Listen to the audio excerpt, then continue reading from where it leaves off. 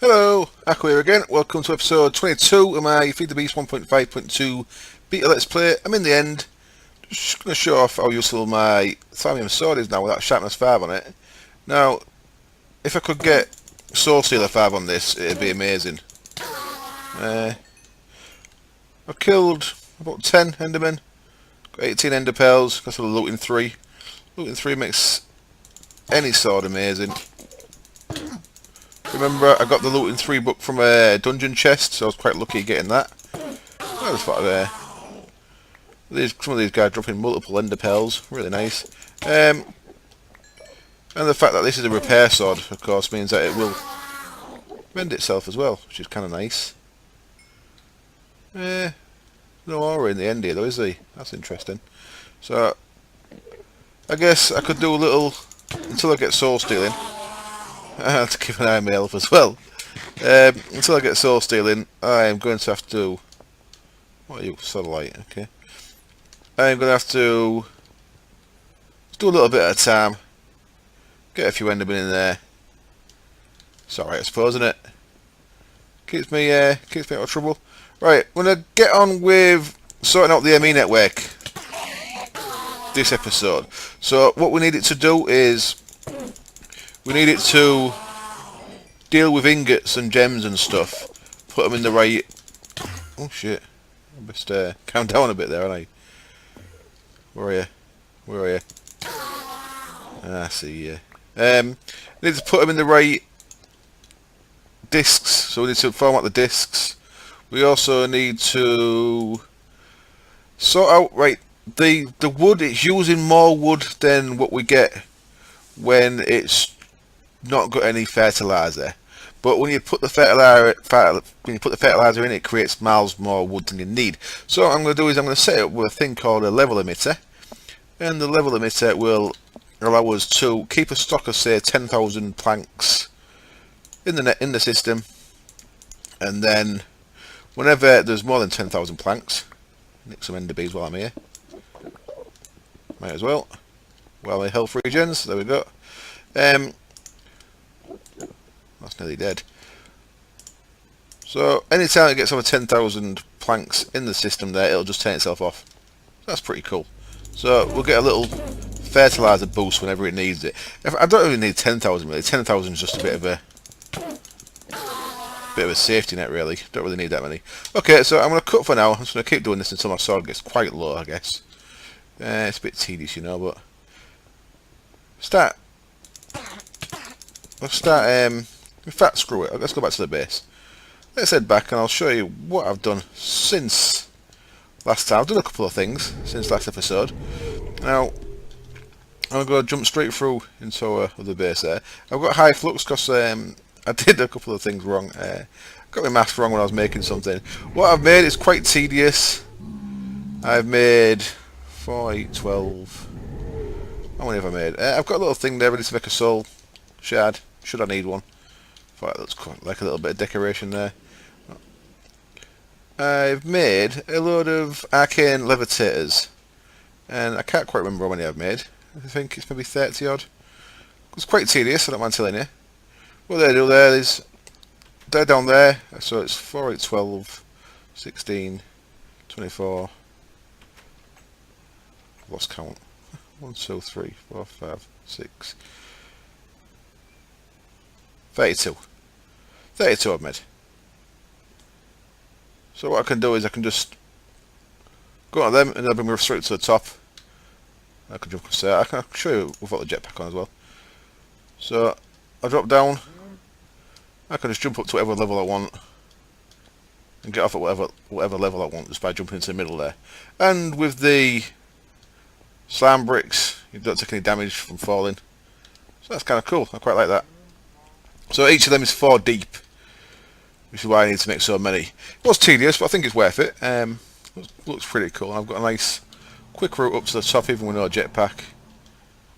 It's got stuck on the edge there, but whee! Get to the top nice and quick. There we go. Now, what I've done with the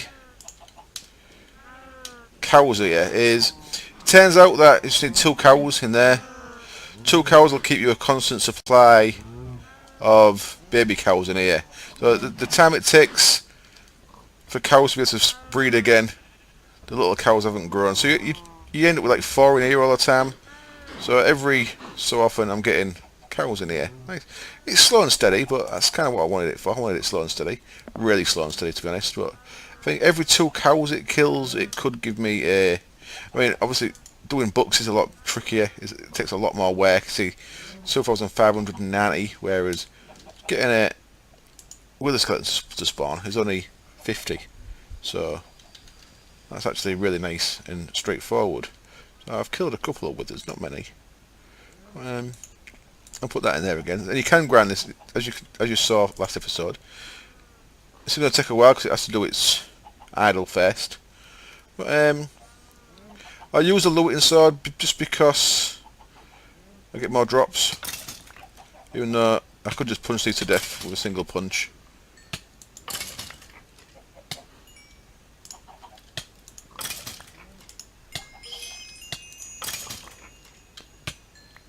So there we go, it's used all that was in there. So it needs to build up its work again. And I'm a bit withered, so I took some damage, but it's alright. 6 coal, 2 necrotic bones, stone sword, no wither skulls. I've had 2 wither skulls up to now doing this. So that's alright, we can fill our wither skeleton shard up that way. So you still have to kill them all, it just saves having to find them in the nether fortress, which is kind of nice. Another thing I've done while I was over here, I noticed these guys are dropping a bit of XP. So rather than completely waste it,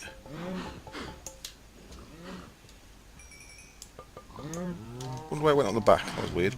Rather than completely waste it, I'll just put these 3 little warded jars in there that are from Farmcraft. Get out of there, you fool. And that just gives me the XP.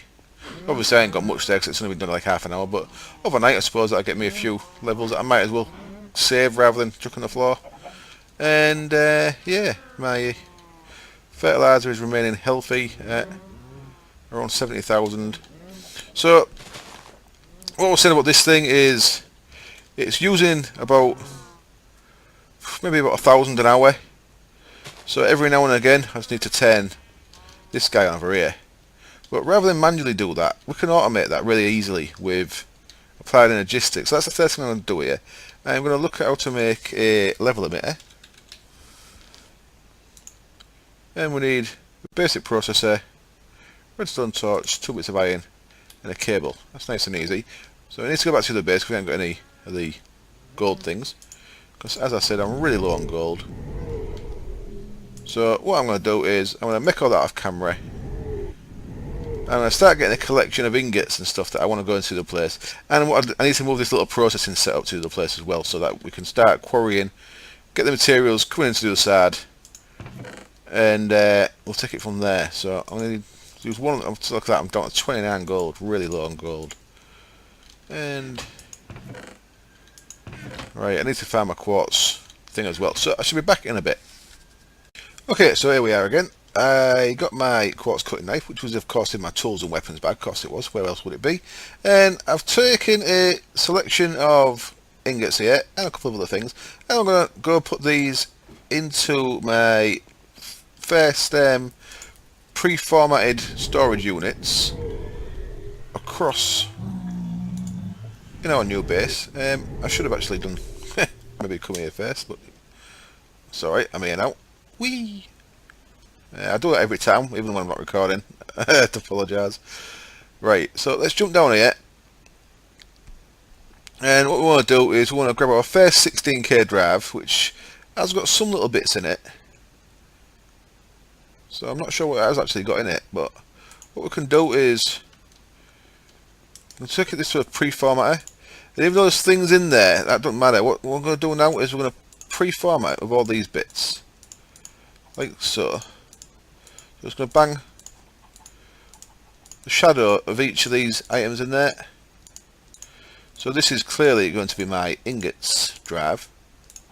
I'm putting aluminium in there, even though it's not really an ingot, but it might as well be. I don't know why it isn't. Might as well be an ingot, really, hasn't it? But there we go. We've got all them ingots. I'm actually going to call it ingots because that makes sense. I'm going to click the format button. It can do precision or fuzzy there, same as the buses. But going to format that like so. So now when we chuck this back in here, it should spit out all them items. And it hasn't. Son of a bitch. Okay. Right, I'm going to work out how to get rid of them then. The problem is it's going to start throwing things into there as soon as I take that other one out. Let's see what's in here by putting it in the ME chest. This is why I keep one unformatted one in the chest. So okay, all them items there.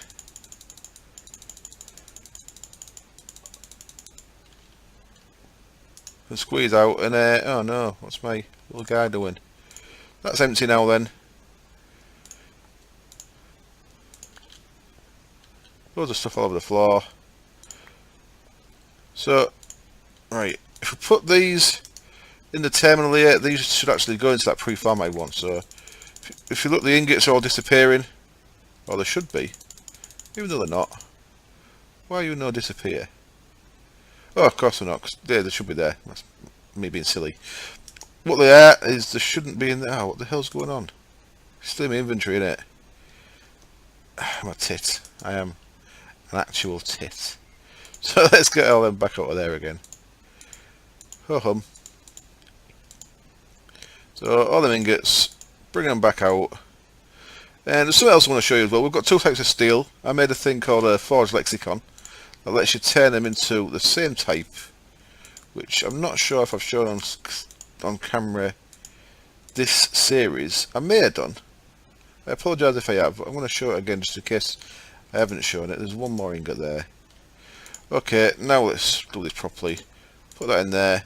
Now, you see, put some things in there. Well, there was nowhere else for the bits to go. Right, so now if we put things in there, they should all go in there. And now, none of them should be in there. That's good. And they are all in there, which is correct. Exactly what we want. Now we need to see what's in there. Bloody hell. What's going in there then? So, things went in here. Well, that was missing. So them things are coming through too quick, it seems. Yeah, look, they keep putting things in places that I don't want them to. Oh well. So 16k storage. That's called ingots. Cool. That one's going to be gems, but I've only got one gem with me at the minute. The reason why I've got one gem with me is because if we go in here, right now we can set these up by priority cell order. That's how I like to do it. Sorting direction, and what we want to do now is get our wrench and set the priority of that thing. So I shift right clicked on that. We'll set that to 2, so that makes that a higher priority than that. So now really all the ingots should be first, and they're not. Why the hell not? That's 1. That's 2. I'm sorting by... There we go.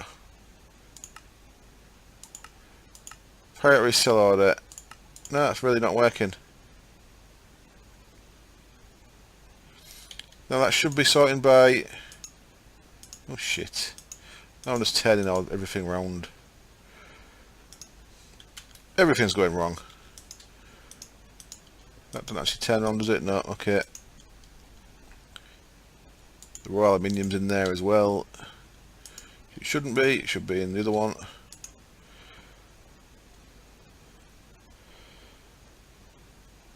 So what the hell's going on here then?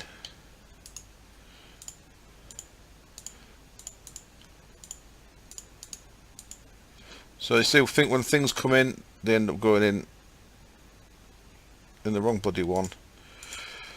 Okay, right. Next thing I want is I want to pre-format some of these guys as well. Now, the way I do this is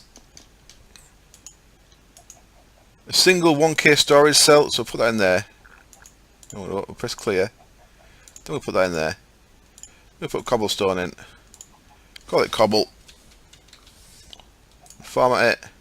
Now, only cobble can go in there.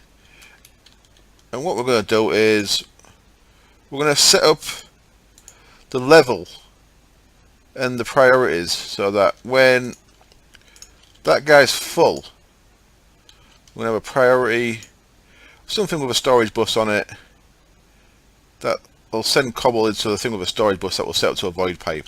So what we're going to end up with is 8,128 cobble in there. At the minute there's only one cobble in it. When it's full, it'll have 8,000 in there. Any excess of that will get put into the where the storage bus is, which will have a void pipe attached to it, a chest with a void pipe. So we'll be able to get rid of stuff like that.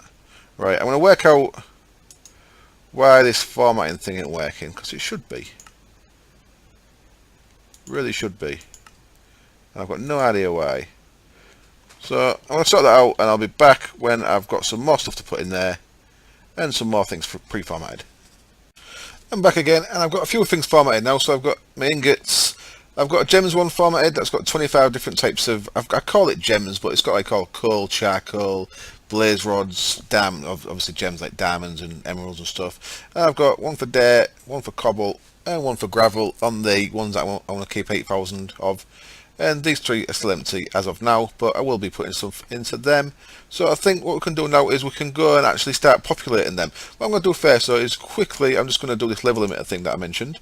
What we need for that is one of them guys, and we need a couple of ME cable, a couple of bits of that. We're going to need two bits of that, one for actually crafting this thing and one to actually connect it. And we're going to need a couple of bits of iron. Now I brought a couple of extra bits of iron on purpose for this, so they should be in there. It's blowing my mind why they're not organising. Don't mind telling you, it's very strange. It's all just mixed up, so I can't work out why that isn't working yet. I'm sure it's something real simple that I'm missing, but at the minute it's eluding me, so I've decided to stop bothering for now. So there we go, ME level emitter. What we can do with this is it's going to kick off a little bit because I can do it on this side. It's okay. So the reason why I need an extra ME cable is because we actually need this to be touching the. Oh, this works. This might not even work, you know, but in theory it really should, because all this does is put out. I've left the lasers on from the chunk loader, by the way, if you're wondering what that is. Right. So what we can do here is we can steal one bit of fertilizer. Let's put the rest back, and put that in there. And what we want is, we actually want quite a lot, so it's probably 10. We'll put the 10,000 in there, and emit one levels are above limit. That's cool. So there we go. So that's emitting because there's more than 10,000 fertilizer in the ME network. That's what we want. No, not fertilizer at all. We don't want to work off fertilizer. We want to work off wood, don't we? So let's put them away. Grab us a bit of wood out of there, and we can now put the bit of wood in there. So there we go. So as long as there's 10,000 wood in the network, then that'll stay on, meaning that the fertilizer will not run. So if that drops below 10,000, it'll just keep pumping it back up to 10,000. We don't actually need 10,000. 10,000 is just a bit of backup if it goes wrong. I may actually drop that down. to drop that down to quite a lot less. The reason why I've had it at 10,000 is because I don't know how long things can go offline. You know what I mean? Or I maybe can't get on. So I want a bit of extra bit. I want a bit of an extra safety net. Right, let's jump down here. Now I'm just going to go to. Yeah, we have got some chunk issues on the server. There, Tom's house is like a row of chunks that just like they drop you down to like 1 FPS. So what I'll do is I'm going to start putting.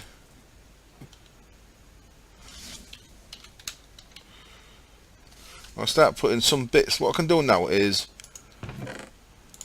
all this stuff, for example, anything that's got a pre-formatted place to go to now, we can stick in this chest.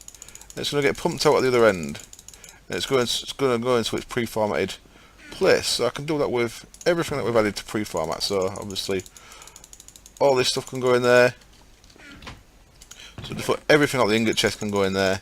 It's going to take a bit of time to do this, like, but everything out of the gems. So all these things there are classed as gems in my organising system. So all of them will go into the thing. With glowstone dust and stuff. All the ingots will go into the ingots one. So I'll be back when that's kind of done, and I'm going to see what Tom's talking about. Okay, see you in a bit. Okay, so here we are, and if you look in there now, there's all kind of junk. I've got quite a lot of stuff in these. There's still only 3,800 there, but all the gems and stuff from my other base are all in there now. You see all the unorganised stuff is in there. Don't know why they're stacking. Bit weird. But still not organised how I would like them to be. But you see, I've got. Let's have a look. Iron. Oh, 484 iron. So all my stuff's in here. It's just not organised properly, and I still haven't worked out why. I'm gonna finish recording for the day. I haven't finished the episode yet. I'm doing this on Wednesday evening. I thought I'd get a start of the episode 'cause I've been late last couple of days, so I thought if I start today, then I'll do the rest in the morning, and I should be able to get the episode up in time. So one thing I want to show before I end this episode is where can you go? You can go there, and this can go here. I made this thing, Forge Lexicon. I made this a few episodes ago. I didn't make the plinth for it. I'm going to make the plinth for it now. I'm going to use 2 more of my gold. And that makes us a mystical plinth, obsidian and cyanwood. This is from the Omni Tools mod. See, Omni Tools only has 3 things. It adds the Omni Wrench, it adds this plinth, it adds the book. Now the book you don't need the plinth for, but I like to put it on the plinth anyway. Without the plinth, all you do is you shift right click it in your hand and you get this up, and you can change ingots to your preferred type. Or if you put it on the plinth, you can just do it in there. And the type of ingot we want is 7785 for steel. So I just want to match this steel to the other. 7785, there we go. So I click that button, and there's our steel ingots. Cool. So there we go. I'm gonna break now then, and I shall see you in the morning. This is fully at temperature. We're leaving there with 94,730. So we'll see what it's like in the morning after I've slept for a few hours. So see you in a bit. Hello, good morning. I don't know what's happened here overnight, but shit, what's that about? Oh, god damn it. I need to sort that out in a minute then, don't I? It looks like this one's stayed kind of alright. There's 1 extra in there, but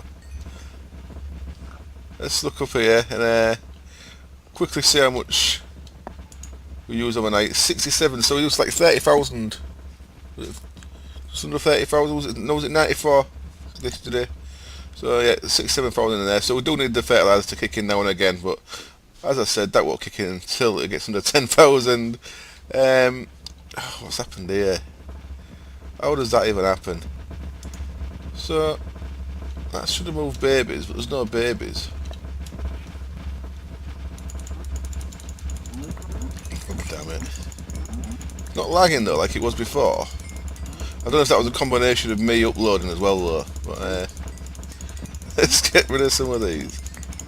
There's babies in here as well, they're not getting pulled through. I don't know if it's a case of the thing don't know how much, I guess I might have to turn these off overnight actually. I don't know if it's a case of, I don't know if it how it calculates space, you know what I mean?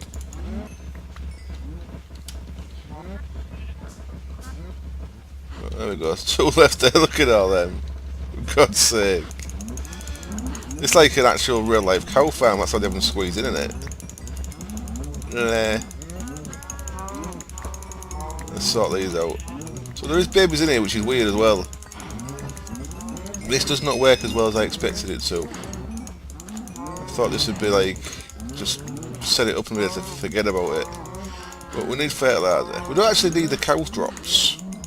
I mean, I'm using it to get mob essence, but I'm going to have plenty of mob essence once I've got soul shards up. So really, we don't actually have to have this running. Just having a few cows here, so we've got sewage dropping, is actually enough. So we could actually turn this off. Should definitely turn it off when I log off, I think. There we go. We've got 2 in there, 2 in there, and 2 in there again. See that guy's like stuck in the glass. I think the glass might be a part of the issue as well. I'd probably definitely move back to Zycraft glass viewer if and when we get Zycraft back. Look at all them drops. That's what you get for using a looting sword as well, I guess. So 2 in there, yeah, 2 in there. This is weird, isn't it? How are they getting in there? How the hell are they getting in there? How does that even work? Right, so there we go. Right, I'm going to cut the camera again and see what we're going to do for the rest of this episode. I'll be doing a bee episode after this one because we need to get the bees on the go. I've got a couple of ideas to help improve my bee breeding until we get extra bees in. Okay, I'll see you in a bit. Okay, we're back, and what I need to do is I need to get all my